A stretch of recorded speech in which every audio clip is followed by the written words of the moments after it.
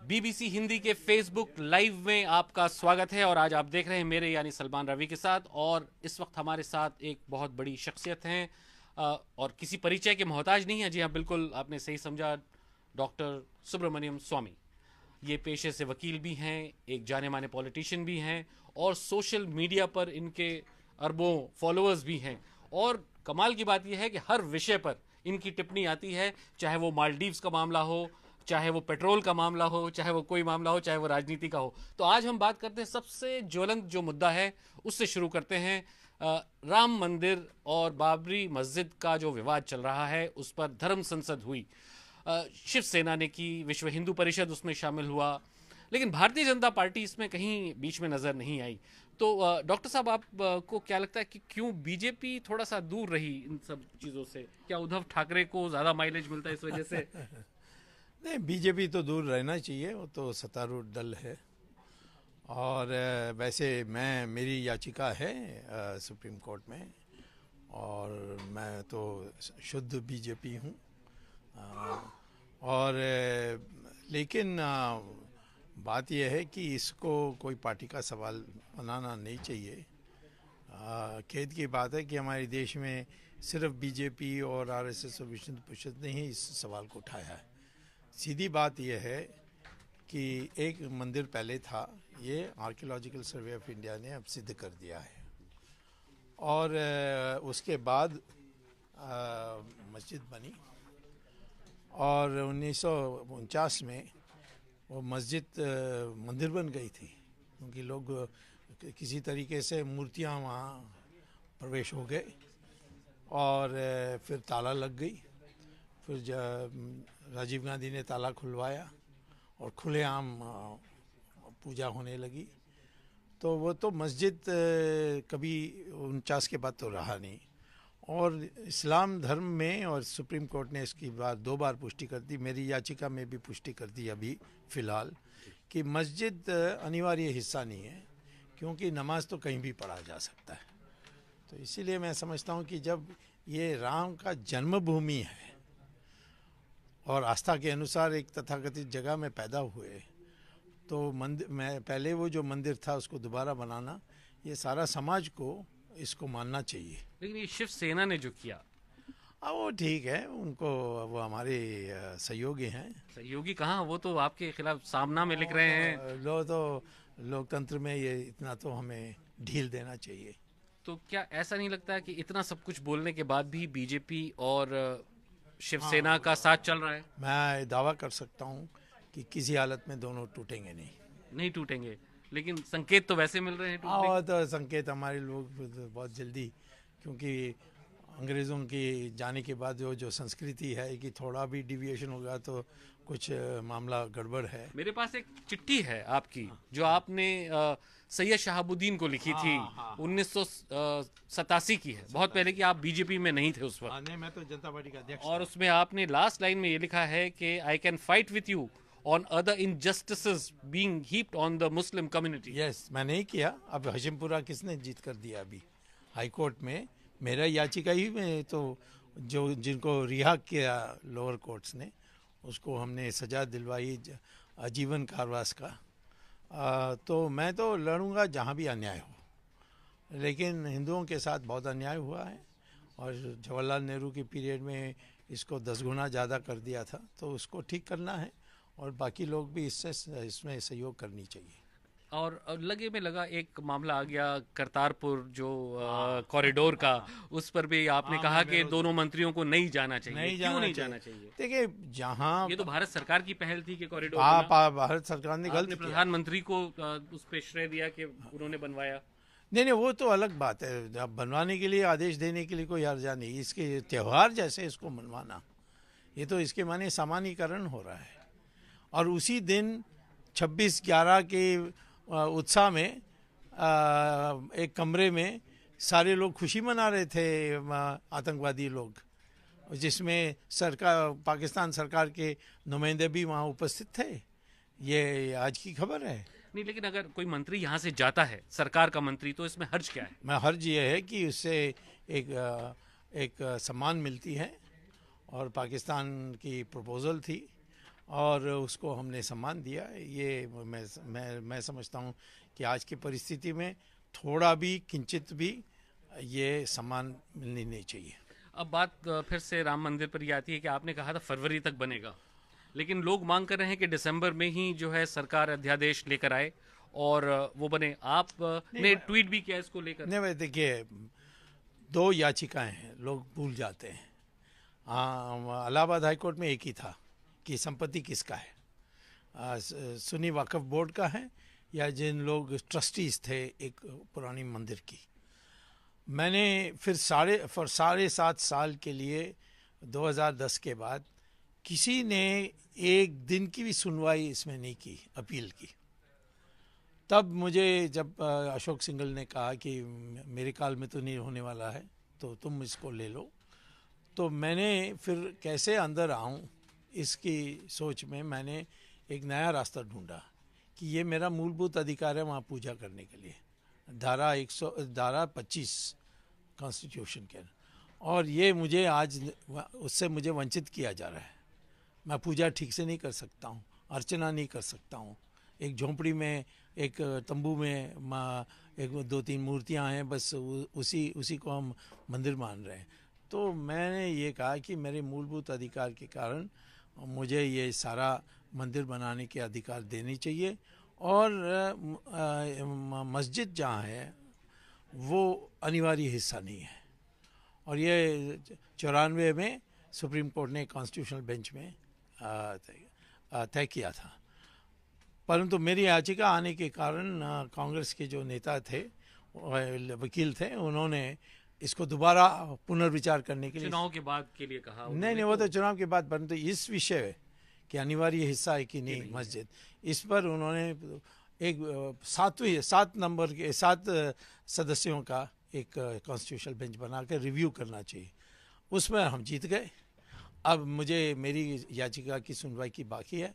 जनवरी में मैं तिथि मांगूंगा और उसमें 2 हफ्ते में जीत सकते हैं। तो दिसंबर में अध्यादेश आएगा अगर तो वो, लेकिन राज्यसभा में कहा मुझे नहीं, नंबर भी नहीं है तो वो तो अलग बात है, और वैसे भी नंबर ना है तो दुनिया को दिखाई पड़ेगा कौन चुनाव के लिए भी बहुत महत्वपूर्ण हो जाएगा ये जीतने के लिए। हमने प्रयास किया, इन लोगों ने अड़ंगा किया। क्या होता है कि जब भी चुनाव आते हैं ये मुद्दा बड़ा गर्म हो जाता है। वह नहीं, मेरे बीजेपी कैश कराती है। नहीं, मैं जहाँ तक मैं हूँ ये चुनाव का मुद्दा नहीं है। मैं भारतीय जनता पार्टी की बात। अब भारतीय जनता पार्टी क्या करे, मैं क्या करूँ, वो तो कोर्ट में नहीं है, वो पार्टी नहीं है, तो वो क्या करते हैं बाहर, मैं कैसे उनको रोक सकता हूँ।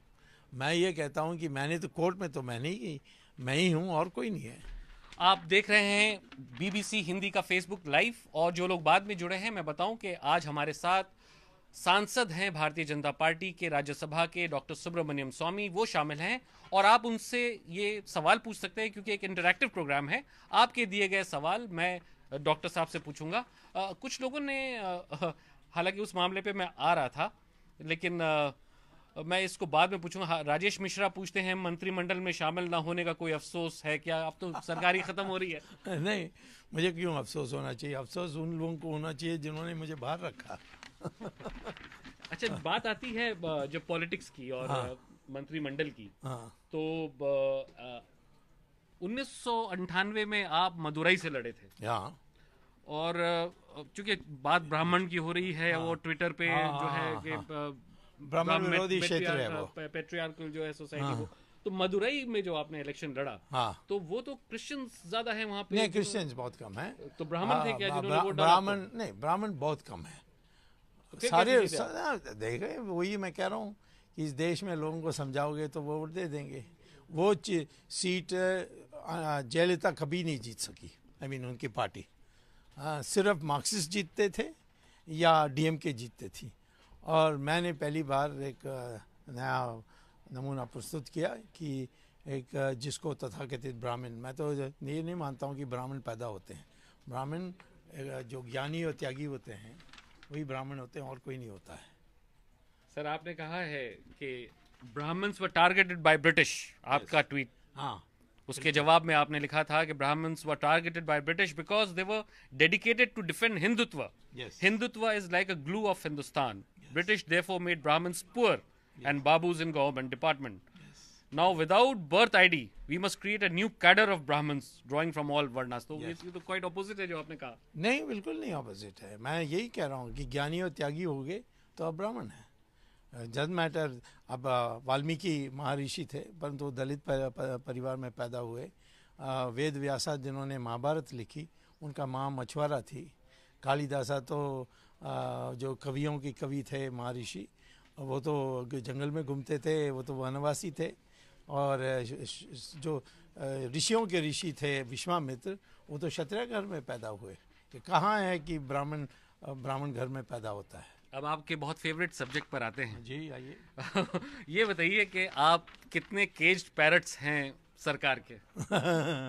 नहीं, अधिकांश लोग जो प्रमोशन चाहते हैं वो तो केज पैरेट्स होते ही हैं।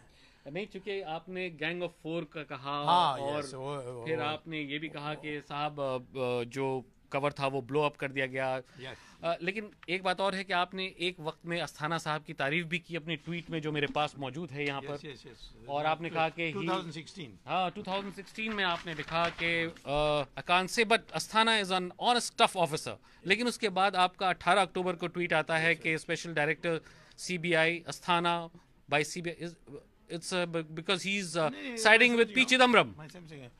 मैं 2014 6 दिसंबर को चिदम्बरम की पूछताछ हुई थी सीबीआई हेडक्वार्टर्स में। एक अशोक तिवारी थे, उन्होंने की थी। बाद में उनकी ट्रांसफ़र हो गई थी और अस्थाना आए थे।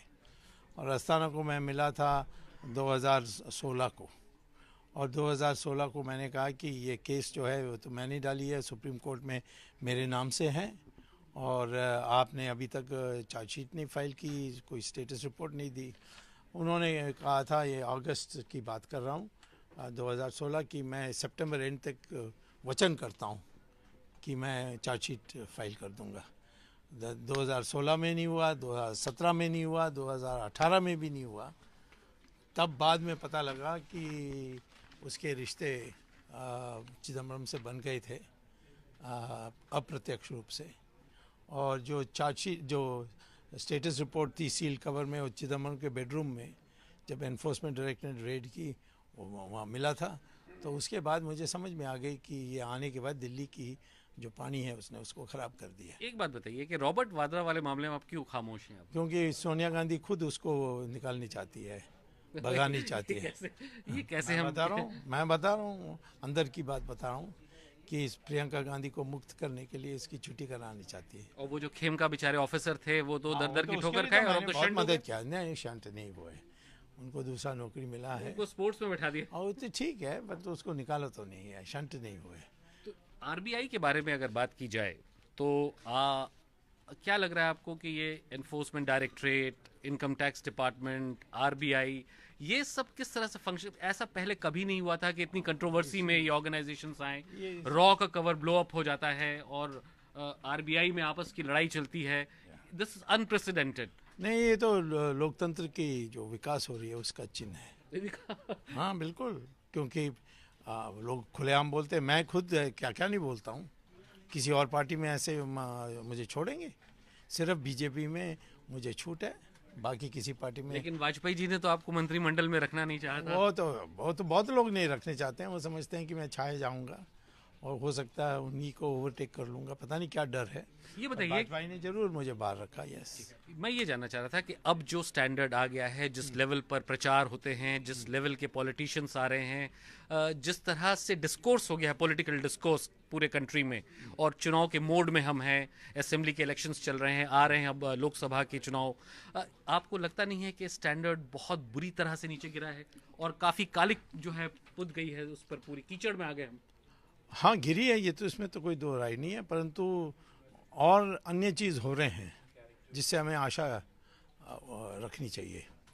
एक तो ये जो मीडिया है, सोशल मीडिया है, टीवी है, प्रचार है, लोग पढ़े लिखे ज़्यादा बन गए हैं, जाति से ऊपर उठ के सोचने लग गए हैं।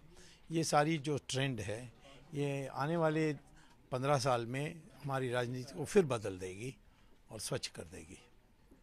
और रफाल के बारे में अगर बात की जाए तो मैंने एक रूल बनाया है जी। कोई विपक्ष उठाएगी तो मैं उसको मदद नहीं करूंगा।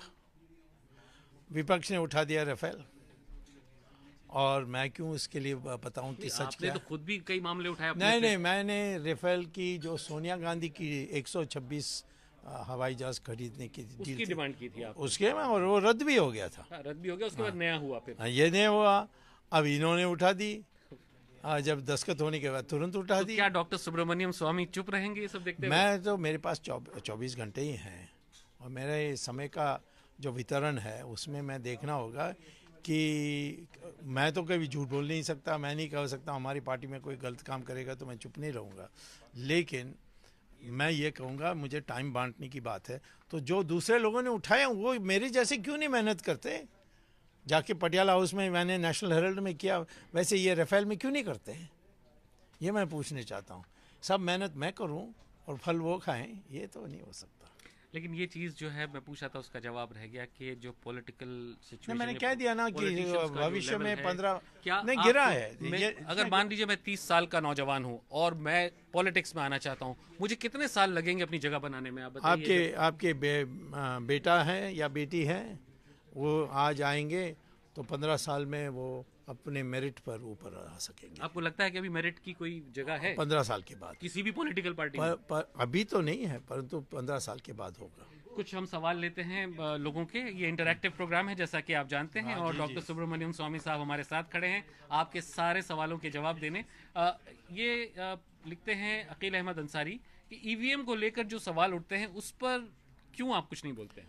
ये अज्ञान में ये सवाल पूछा है, क्योंकि सुप्रीम कोर्ट में जाकर वीवीपीएटी का जो मैंने यानी जोड़ने की जो बात मनवाई सुप्रीम कोर्ट को, वो मेरी जजमेंट है, वो 2014 का जजमेंट है, उसको देखना चाहिए।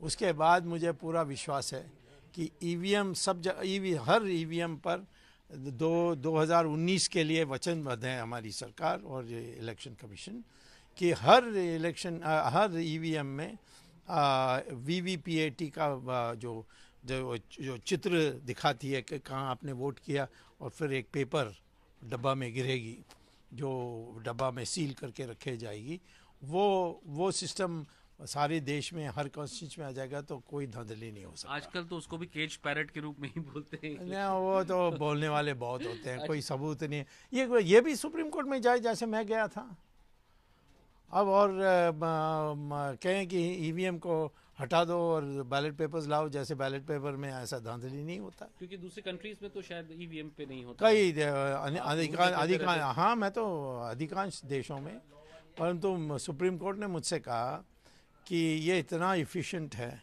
कि आप कोई मॉडिफिकेशन सजेस्ट करिए, कोई संशोधन सजेस्ट करिए जिससे ये ईवीएम भी मशीन हो सकता है और धांधली भी ना हो। तब मैंने वीवीपीएटी का सुझाव दिया है, और हमारे देश में इतनी बड़ी संख्या में लोग हैं तो ईवीएम से जल्दी आपको परिणाम मिल जाती है, परंतु सही परिणाम मिलनी चाहिए।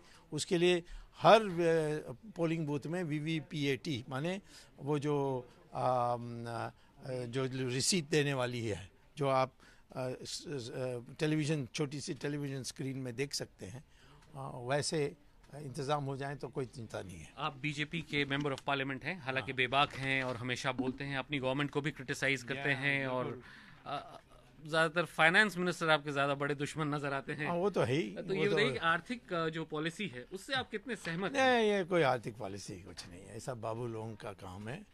जेटली को कोई इकोनॉमिक्स समझ में नहीं आती, तो वो जो ये सवाल पूछा है प्रेमदत्त पांडे ने आपसे। हाँ, पूछने दीजिए। मैंने तो कई जगहों में कहा कि तो उसको इकोनॉमिक्स कुछ आता नहीं है, और जो बाबू बोलते हैं वही करते हैं। जैसे चिदम्बरम ने जो जीएसटी बनाई उसी को हमने दोहरा दिया। फिर मैं अकेला खड़ा हुआ पार्लियामेंट में, कहा ये जीएसटीएन जो है, जो साइबर ब्रेन है जीएसटी का, उसमें प्राइवेट कंपनीज कैसे आ गए? तो जेटली ने माना नहीं।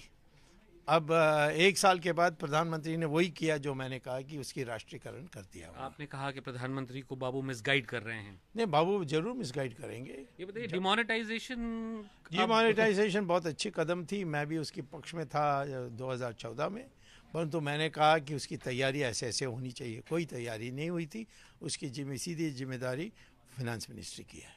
अब बताइए कि जो पॉलिटिकल प्रॉस्पेक्ट्स हैं आने वाले चुनावों में, स्टेट्स के तो हो रहे हैं ऑलरेडी, कमिंग लोकसभा चुनाव में क्या डेवलपमेंट का ही इशू रहेगा या फिर ये राम मंदिर वाला इशू ही रहेगा? डेवलपमेंट कभी हमारा इशू नहीं रहा। वाजपेयी का था वो हार गए, नरसिम्हा राव का था वो भी हार गए, मोरारजी देसाई का था वो भी हार गए। सबका साथ सबका विकास का क्या होगा? नहीं, सबका वो तो ठीक है, बोलने की बात है, लेकिन जो चेतना जगाने वाली है, जो आस्था जगाने वाली है, वो है हिंदुत्व। और जब हम लोगों को अपनी जात से ऊपर उठकर एक पार्टी को वोट देने के लिए तैयार कर देते हैं, तब हमारी जीत होती है। और पिछले बार हमारी 21% जो अधिकतम वोट थी उस वो बढ़ गई और 31% हो गई, इसी में मेजॉरिटी मिली। तो आने वाले चुनाव में भी हिंदुत्व चलेगा। लेकिन आपकी लड़ाई कांग्रेस से डायरेक्ट है या रीजनल पार्टी से डायरेक्ट है? कांग्रेस तो अभी ना के बराबर लगता है, तो रीजनल और पार्टीज कितना हम बड़ा तो चैलेंज समझते है? हैं जितना कांग्रेस सामने और समाचार पत्रों में और मीडिया में दिखाई पड़ती है उतना अच्छा हमारे लिए है। जो जब भी राहुल गांधी मुंह खोलता है तो हमें हमारी वोट 1% से बढ़ती है। नहीं, लेकिन तेलुगु देशम पार्टी, ममता बनर्जी की तृणमूल कांग्रेस, बीजू जनता दल, ये कितने बड़े चैलेंज हैं? ये सारे कोई चैलेंज नहीं है। जैसे इंदिरा गांधी के सामने इतने बड़े बड़े हस्ती खड़े हो गए और लोगों ने कहा ये खिचड़ी तो कभी चल नहीं सकती, आपस में लड़ेंगे और वही होगा। हम कहेंगे भी कुछ भी हो, हम तो 5 साल चला दी और कई कामों भी हमने किया है जो पब्लिक पूरी नहीं करा, यानी असंतोष उस बात पर है, लेकिन ऐसे काम किए जो पहले किसी ने नहीं किया। सोनिया गांधी को कटघरे में खड़ा कर दिया, बेल लेना पड़ा चिदम्बरम। मैं नहीं किया, परंतु मैं भी बीजेपी हूँ भाई, मैं बीजेपी में नहीं होता तो नहीं कर सकता था, परंतु बीजेपी में इसमें कोई योगदान नहीं है, ये मैं मानता हूँ। लेकिन मैं बीजेपी के लिए किया था और बीजेपी मेरा पुरानी पार्टी है, क्योंकि मैं जनसंघ से ही तो राजनीति में आया। बाकी लोग नए लोग हैं, तो मैं तो बहुत पुराना आदमी हूँ। उसके बाद आप नाराज होकर चले भी गए? नहीं, मैं नहीं गया। ये बीजेपी बनाए, मैं जनता पार्टी में रहा। मैंने कहा गांधीयन सोशलिज्म जब तक वाजपेयी बोलते रहेंगे मैं नहीं आऊँगा, और जिस दिन वाजपेयी चले गए उस दिन मैं जुड़ गया।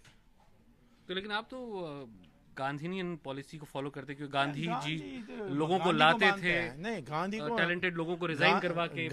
गांधी को मैं मानता था, बट गांधीयन सोशलिज्म को नहीं मानता हूँ मैं। सोशलिज्म बेकार है। लोगों को उत्साह देना चाहिए, लोगों को इंसेंटिव्स जिसको कहते हैं प्रोत्साहित देना करना चाहिए, तभी इकोनॉमी सुधरेगा।